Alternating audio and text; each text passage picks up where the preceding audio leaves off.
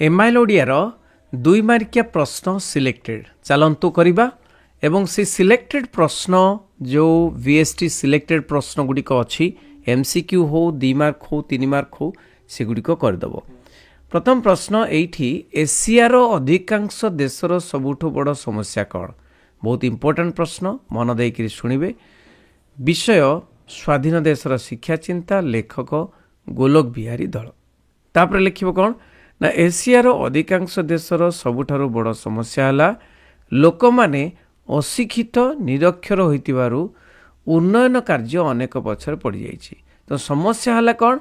अशिक्षित और निरक्षर लोक माने। तेणु जहाँ फल कि उन्नयन कार्य बा उन्नति कार्य अनेक पछरे पड़ी। नेक्स्ट प्रश्न राधु गोसाई को प्रणाम करी कौन कहला? विषय तीन तुंडरे, लेखक भुवनेश्वर बेहेरा। राधु गोसाई को प्रणाम करी कहला नना कुकुरटा को कौन कांधरे बोइचंती? कलिजुग बोली कौन सबु आचार विचार गला? तापर देख प्रश्न लेखक कौन होई जलदश मिसिबाकू इच्छा करचंती?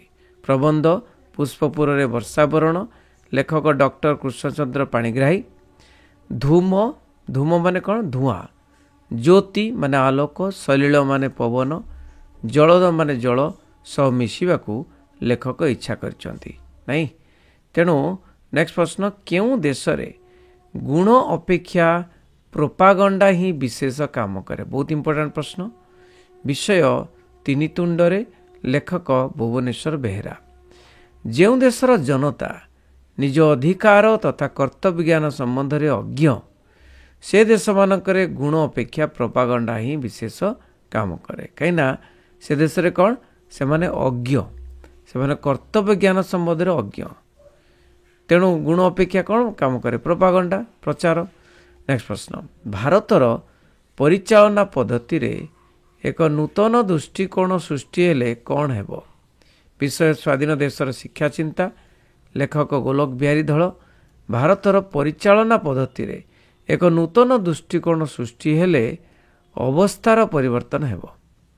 नेक्स्ट प्रश्न दरबार कालीन राजांकर राजधर्म किपरि थिला? बढ़िया प्रश्न। कवि राधानाथ राय, कविता होची बड़पण। दरबार कालीन राजांकर राजधर्म थिला प्रजा मानकु शोषण करिबा। तापर नेक्स्ट प्रश्न केउ माने किपरि जननीर हृदय कंदाउथिले? कवि गंगाधर मेहेर, कविता होची तपस्विनीर पत्र। आगे कविता लिखिबो तापरे कविंक ना लिखिबो। बुझियोची लवकुश रामायण गान शुणई जननीर हृदय कंदाउथिले। लवकुश कौन करथिले? रामायण शुणईगिरी जननीर हृदय को कंदाउथिले। कवि शोषित मनीष को कहार कैफियत मागिबा को कहिसंती? कवि सच्चिदानंद राउतराय, कविता होची वार्ता। धनिक गोष्ठी जमीदारी मानंकु शोषित मनीष कैफियत मागिछंती। अच्छा तापर प्रश्न सीतांक पुत्र माने किपरि रामायण गान करुथिले? कवि गंगाधर मेहेर, कविता तपस्विनीर पत्र। बीणातंत्री बजाई सीतांक पुत्र माने रामायण गान करुथिले। नेक्स्ट प्रश्न राजा माने कौन पाई टाकी रहिथिले? कवि राधानाथ राय, कविता बड़पण।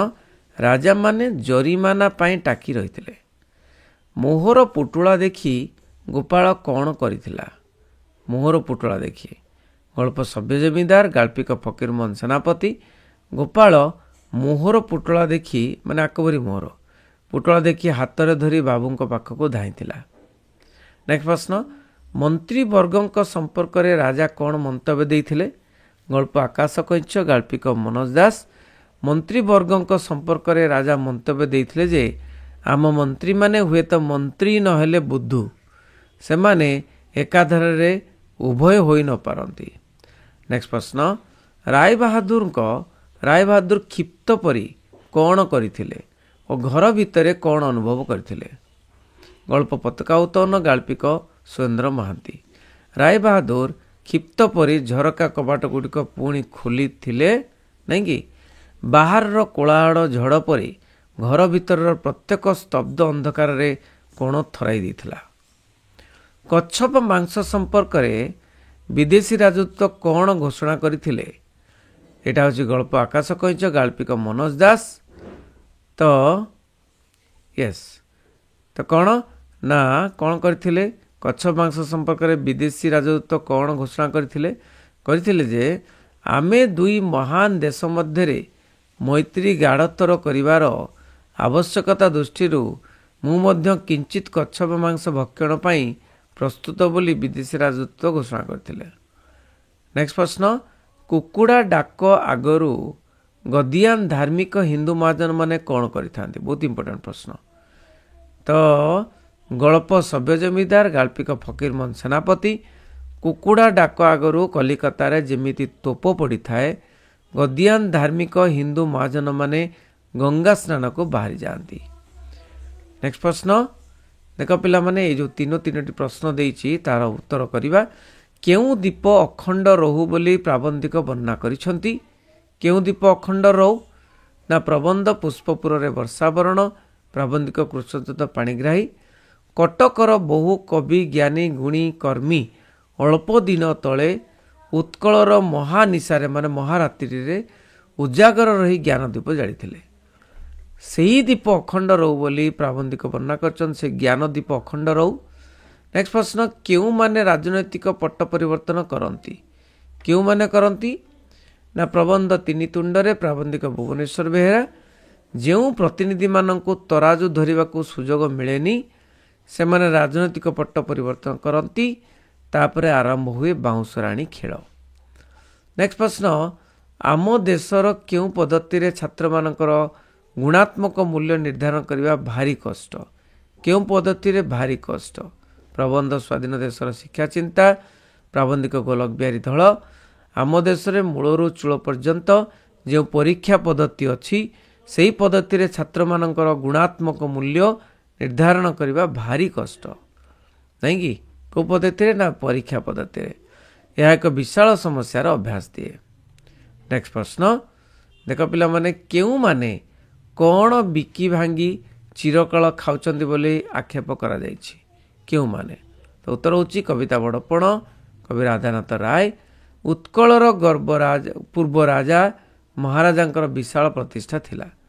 उत्कलर पूर्व राजा महाराजा मानकर विशाल प्रतिष्ठा थिला ताकू परवर्ती अयोग्य शोषक राजा महाराजा और जमीदार माने बिकी भांगी चिरकाल खाउचंदी बोली आक्षेप करिसंती। नेक्स्ट प्रश्न तरुलता माने केतेबेले अथय हुवंती। केतेबेले अथय हुवंती कविता तपस्विनी पत्र कवि गंगाधर मेहेर। लवकुश दुहे जेतेबेले बीणा बजाई रामायण गान करती सेतेबेले तरुलता माने अथय हुवंती। सेमानंको रामायण गान शुणी मानव हृदय मध्य कांदी उठे।